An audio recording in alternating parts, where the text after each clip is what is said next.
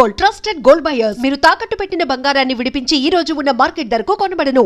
Sir ఇది అంతా okay, ఈ రిలేషన్ ఈ చేంజింగ్ అంతా ఒకటి. అంటే ప్రతి పిల్లలకి పేరెంట్స్ చాలా ఇంపార్టెంట్ కదా. ఎవరు కొట్టినా తిట్టినా గొడవ పడినా అలిగినా అమ్మ నాన్నని.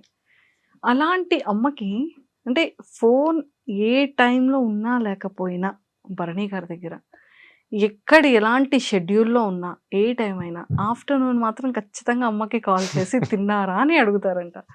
ఏంటి అది? ఫాదర్ చనిపోయినప్పుడు ఇంకా ఎవరు సెటిల్ అవ్వలేదు లైఫ్లో. ఆవిడ ఆయన సిస్టర్కి ఒక్కరికే మ్యారేజ్ చేశారు. అప్పటికి ఇంకా మేము అంటే ఇది ప్రపంచం అని చెప్పి తెలియదు. ఇంకా లక్కీగా మా అన్న జాబ్లోకి వెళ్ళాడు. సో ఒక ఏ బాధ్యతలు లేకుండా మేము ఇలాగే ఉండాలని చెప్పి రుద్దకుండా వాళ్ళు I can't say they are very rich. వాళ్ళకున్న దాంట్లో మాకు ఇప్పుడు ఏ ఇబ్బంది లేకుండా చూసుకునే వాళ్ళు. సడన్గా ఫాదర్ చనిపోయేటప్పటికి అన్నకి జాబ్ పరంగా వేరే చోట ఉన్నాడు.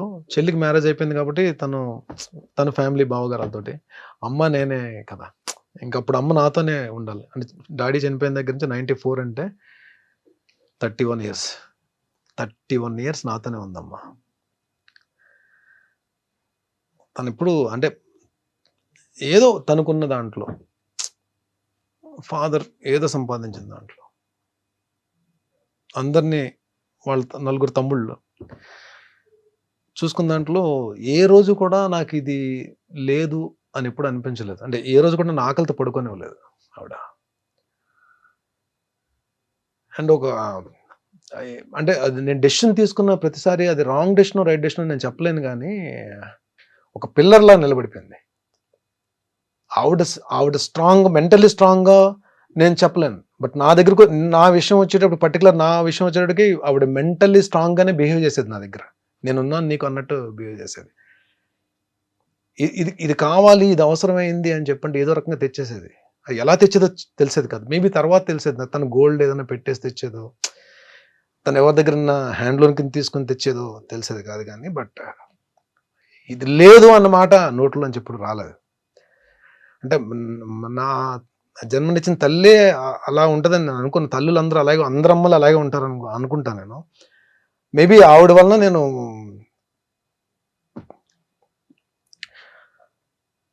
I respect. అందుకే నా లేడీస్ అంటే నాకు చాలా respect. That is the reason. Maybe my mother. Sorry, నాకు షీఈస్ అ గ్రేట్ ఉమెన్. చాలా మంచి అమ్మ. అదే నా అమ్మలందరూ మంచోళ్ళండి.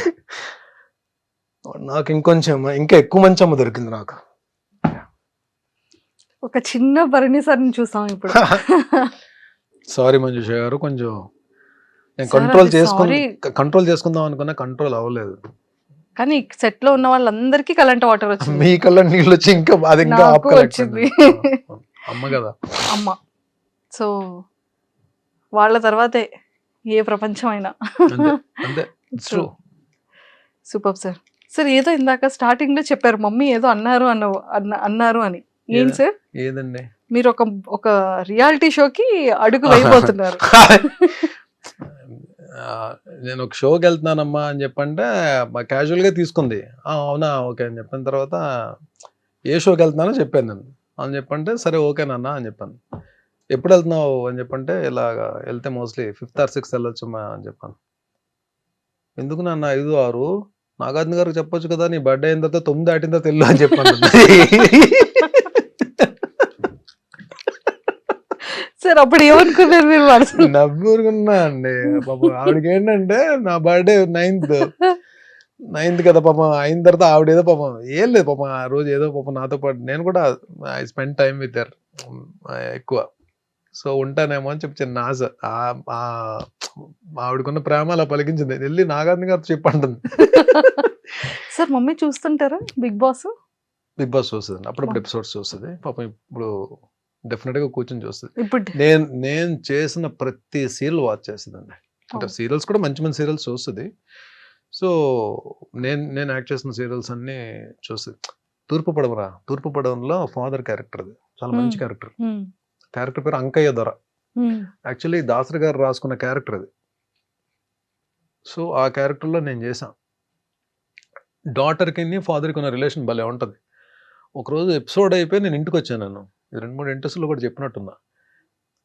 షూటింగ్ ప్యాకప్ అయ్యి ఇంటికి వచ్చాను. 7:30కి ఎంతకు వచ్చేది అది. నేను వచ్చేటప్పుడు 9 ఎంత అయింది. అలా కూర్చుని ఉంది.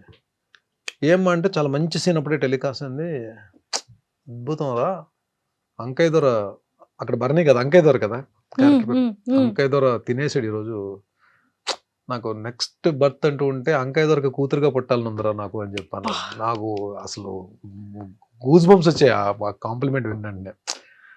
ఆ మదర్ నుంచి ఆ మాట వచ్చేటప్పటికి అద్దరిపోయింది. ఏమీ చేశాడు రా అంకయ్య దొర మాత్రం. అసలు bond relation between daughter and father అద్భుతంగా ఉంది. ఫాదర్ అంటే అలా ఉండాలి అని చెప్పాను.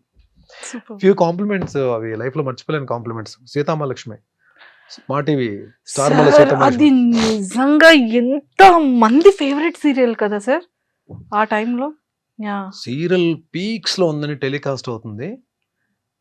వరుణ్ బాబుది ముకుంద ఓపెనింగ్ కి సార్ నాగబాబు గారు బిజీగా ఉంటే అన్నయ్య వస్తున్నారు వెళ్ళి రిసీవ్ చేసుకో అని చెప్పంటే నాకు లక్కీగా ఆయన్ని రిసీవ్ చేసుకునే అవకాశం దొరికింది. ఫస్ట్ టైం నేను మెగాస్టార్ గారిని చూడడం బయట. ఓ ముకుంద ఆ. Film release time. Okay. So Surekha ma'am Aravind garu Chiranjeevi గారు వచ్చారు కార్లో. వెళ్ళి నమస్కారం పెట్టి రిసీవ్ చేసుకోవడానికి వెళ్ళాం. నన్ను చూసి ఏ గోపాల్ అని చెప్పి అన్నారు. ఆ సీతామహాలక్ష్మిలో నా క్యారెక్టర్ పేరు గోపాల్. గోపాల్. నువ్వు చాలా బాగా చేస్తావయ్యా, చాలా బాగా చేస్తాను, రోజు చూస్తాను సీరియల్ అని చెప్పి భుజం మీద చేసేసారు. అయిపోయిందండి. ఇంకా నేను ఒక్కటే అనుకున్నా, చాలరా బాబు ఇండస్ట్రీకి వచ్చి మనం ఏం సాధించామని ఎవరైనా అడిగితే మెగాస్టార్ భుజం మీద చెయ్యేసి నా సీరియల్ క్యారెక్టర్తో నన్ను పిలిచారు, రోజు నీ సీరియల్ చూస్తాను చెప్పి అన్నారు. ఇది ఒకటి చాలరా నాకు, ఈ మైల్ స్టోన్ చాలు అని అనుకున్న మనసులో. అంతా హ్యాపీ అనిపించింది. ఈ రోజు కండి బయట ఎక్కడైనా నేను కనబడితే చిరంజీవి గారు నా పేరు బర్నీ అని తెలుసు, బట్ హీ కాల్స్ మీ గోపాల్. గోపాల్ గోపాల్ అని పేరుతో పిలుస్తారు. అది మామూలు మ్యాటర్ కాదు అసలు. True true true.